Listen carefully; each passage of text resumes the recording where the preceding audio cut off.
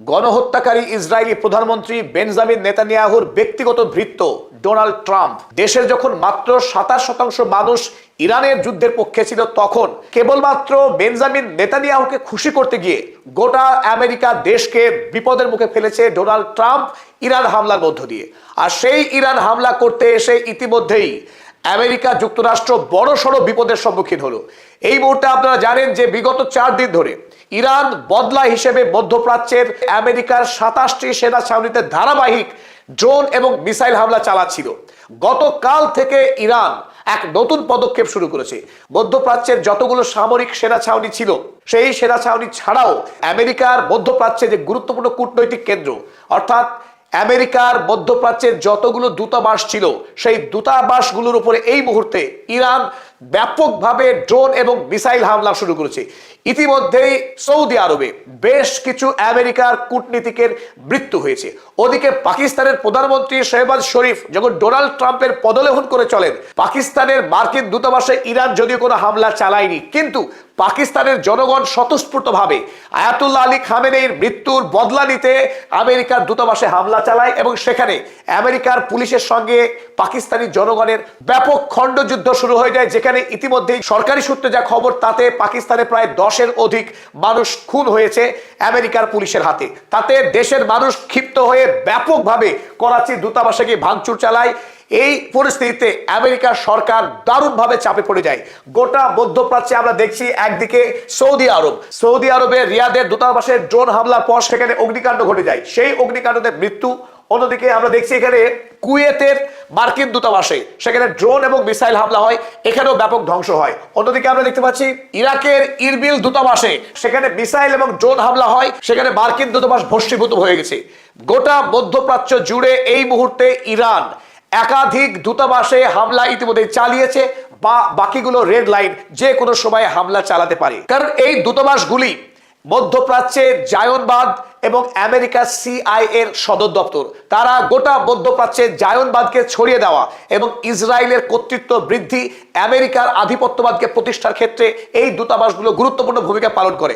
অন্যদিকে আমেরিকার যে সমস্ত সেনা ছাউনি রয়েছে, সেই সেনা ছাউনিগুলো কখন কোন দেশের উপরে কিভাবে হামলা করবে তার যাবতীয় ছক নকশা তৈরি হয় মার্কিন এই দূতাবাসগুলো থেকে। সুতরাং ইরান এই মুহূর্তে গোটা মধ্যপ্রাচ্য থেকে আমেরিকার আধিপত্যকে খর্ব করবার জন্য, আমেরিকার সাম্রাজ্যবাদকে মধ্যপ্রাচ্য থেকে চিরতরে গুটিয়ে দেওয়ার লক্ষ্যে এবং আমেরিকা যাতে আগামী দিনে মধ্যপ্রাচ্যের তেল সম্পদকে লুণ্ঠন করতে না পারে এবং ইসলামিক আইডিওলজির উপরে জায়নবাদী যে আগ্রাসন, সেই জায়নবাদী আগ্রাসনকে আটকানোর লক্ষ্য নিয়েই ইরান এই মুহূর্তে একটা ব্যাপক রিজিওনাল যুদ্ধ শুরু করেছে, যার লক্ষ্যবস্তু এই মুহূর্তে আমেরিকার দূতাবাসগুলো।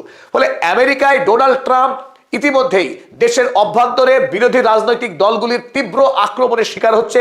ডেমোক্র্যাট দল এই মুহূর্তে আমেরিকার কংগ্রেসে ডোনাল্ড ট্রাম্পের বিরুদ্ধে বিল আনতে উদ্যত হয়েছে। কারণ আমেরিকার এই রোগ প্রেসিডেন্ট, আমেরিকার যে নিয়ম, কংগ্রেসে আইন পাশ না করেই সম্পূর্ণ ব্যক্তিগত মর্জিতে কেবলমাত্র মানব জাতির শত্রু বেঞ্জামিন নেতানিয়াহুর নির্দেশে এই ভৃত্য ডোনাল্ড ট্রাম্প সরাসরি ইরান হামলায় জড়িয়ে পড়ে ইসরায়েলের সাথে। এই মুহূর্তে গোটা আমেরিকা জুড়ে তীব্র আন্দোলন শুরু হয়েছে। অপরদিকে ইতিমধ্যেই আমেরিকার 600-র কাছাকাছি সৈন্য মধ্যপ্রাচ্যে খুন হয়ে গেছে। তার সঙ্গে যুক্ত হয়েছে এই সমস্ত ডিপ্লোম্যাটের খুন, যাতে আমেরিকা এই মুহূর্তে মারাত্মকভাবে চাপে রয়েছে। গতকাল আমরা দেখেছি ডোনাল্ড ট্রাম্প সাংবাদিক সম্মেলনে একাধিক ভুল বাক্য বলেছে। যদিও আমেরিকা জানে ডোনাল্ড ট্রাম্প পৃথিবীর ইতিহাসে সব থেকে মিথ্যাবাদী রাষ্ট্রপতি, তিনি মিথ্যা বলায় সিদ্ধহস্ত। আমেরিকার মানুষ এই মুহূর্তে ডোনাল্ড ট্রাম্পের বিরুদ্ধে জোরদার আন্দোলন শুরু করেছে। আর এই মুহূর্তে ডোনাল্ড ট্রাম্প তার দূতাবাসে থাকা ডিপ্লোম্যাটদের বাঁচানোর উদ্দেশ্যে তিনি মরিয়া হয়ে দূতাবাসগুলোকে বন্ধ করলেন। এটা আমেরিকার ইতিহাসে নজিরবিহীন একটি ঘটনা। এর আগে মধ্যপ্রাচ্যে একাধিকবার সিরিয়া হোক বা ইরাক হামলা করার সময় মার্কিন দূতাবাসকে বন্ধ করতে হয়েছিল সাময়িক, কিন্তু গোটা মধ্যপ্রাচ্য জুড়ে 10 থেকে 12টি দূতাবাসকে একই সময়ে বন্ধ করার ঘটনা আমেরিকার ইতিহাসে নজিরবিহীন। ইরান যে গতিতে, যে প্রত্যয় এবং শক্তি দিয়ে আমেরিকাকে মারতে শুরু করেছে, আমেরিকা এর আগে কোনোদিনও এমন ভাবে প্রত্যাঘাতের মুখোমুখি হয়নি। ডোনাল্ড ট্রাম্প আমেরিকার বীরত্ব দেখাতে গিয়ে ডোনাল্ড ট্রাম্প যেভাবে ভেনেজুয়েলা দখল করেছিল, অনুরূপভাবে ইরানে এসে আয়াতুল্লাহ আলী খামেনিকে খুন করার পর সেখানে তাদের পছন্দের মতো শাসক বসাতে এসে নিজেই তার গদি হারাতে বসেছেন। আগামী দিনে ডোনাল্ড ট্রাম্প তিনি আমেরিকার রাষ্ট্রপতি থাকতে পারবেন কিনা তা নিয়েই তৈরি হচ্ছে এখন বড়সড় প্রশ্ন। আরো তাৎপর্যপূর্ণ বিষয়, এই মুহূর্তে আমেরিকার যেটা বড় পরাজয়, খোদ ইসরায়েলে, যে দেশকে আমেরিকার একটি সেনা ছাউনি মনে করা হয়, যেটাকে মনে করা হয় ইসরায়েল কোনো দেশই নয়, এটা আমেরিকার একটি সামরিক ঘাঁটি, সেই সামরিক ঘাঁটিতে আমেরিকার নাগরিকদের নিরাপত্তাকে এই মুহূর্তে আমেরিকার সরকার নিশ্চিত করতে পারছে না। তারা সরকারিভাবে জানিয়েছে can guarantee safety, unable to evacuate citizens from Israel। ইসরায়েলে যে সমস্ত মার্কিন নাগরিক এই মুহূর্তে আটকা পড়েছে তাদেরকে নিরাপত্তা দিতে মার্কিন সরকার ব্যর্থ, এমনকি তাদেরকে ইসরায়েল থেকে উদ্ধার করে আমেরিকায় ফিরিয়ে নিয়ে যাওয়া এই মুহূর্তে আমেরিকার পক্ষে অসম্ভব, তা জানিয়েছে। অন্যদিকে জেরুজালেম শহরে আমেরিকার যে দূতাবাসের ছবি আপনারা এখানে দেখছেন, এই দূতাবাসের কার্যকলাপ সম্পূর্ণরূপে সাসপেন্ড করা হয়েছে এই মুহূর্তে। এই দূতাবাসে মার্কিন নাগরিকদের কোনো প্রয়োজনীয় কাজও এই দূতাবাসে এখন আর হচ্ছে না। আরব দেশগুলিতে তো দূরের কথা, খোদ ইসরায়েলে এই মুহূর্তে আমেরিকা তার নিজের নাগরিকদেরকে নিরাপত্তা দিতে ব্যর্থ। চলুন দেখে নিই অন্যান্য গালফ কান্ট্রিজগুলো কি অবস্থা। আমরা বাহরাইনের অবস্থা দেখি। মানামাতে আমেরিকার যে দূতাবাস রয়েছে, সেই বাহরাইনের দূতাবাস এই মুহূর্তে সম্পূর্ণরূপে বন্ধ। US embassy in Bahrain will be close Monday March 2। অনির্দিষ্টকালের জন্য বাহরাইনের মানামার যে আমেরিকার যে দূতাবাস তা বন্ধ রাখা হয়েছে। কুয়েতের মার্কিন দূতাবাসের অবস্থাও একই, এখানকার পরিষেবাও সম্পূর্ণরূপে বন্ধ রাখা হয়েছে। এমনকি আমেরিকার নাগরিক যারা এই মুহূর্তে কুয়েতে আটকে আছেন তাদেরকেও দেশে ফেরার বা কোনো পরিষেবা এই মুহূর্তে দিতে ব্যর্থ কুয়েতের মার্কিন দূতাবাস। ডোনাল্ড ট্রাম্প প্রতি মুহূর্তে ঘোষণা করেন যে তার আর্মি পৃথিবীর সব থেকে শক্তিশালী, পৃথিবীর যে কোনো প্রান্তে যে কোনো দেশে 1 ঘন্টার মধ্যে গিয়ে ধ্বংস চালাতে পারে তার সৈন্যবাহিনী, তার ডেল্টা ফোর্স, তার আব্রাহাম লিঙ্কন, তার ইউএসএস জেরাল্ড আর ফোর্ড, তার সীমাহীন আস্ফালন, F-35 বিমান আছে, তার টোমাহক মিসাইল আছে, এত সব কিছু আছে, কিন্তু সামান্য ড্রোনের ঘায়ে সৌদি আরবের রিয়াদ শহরের দূতাবাস গুড়িয়ে গিয়েছে। সেই দূতাবাসও অনির্দিষ্টকালের জন্য বন্ধ রয়েছে। পাকিস্তানের দূতাবাস আমরা আগে জানিয়েছি মানুষের স্বতঃস্ফূর্ত প্রতিবাদ বন্ধ করতে বাধ্য হয়েছে আমেরিকা।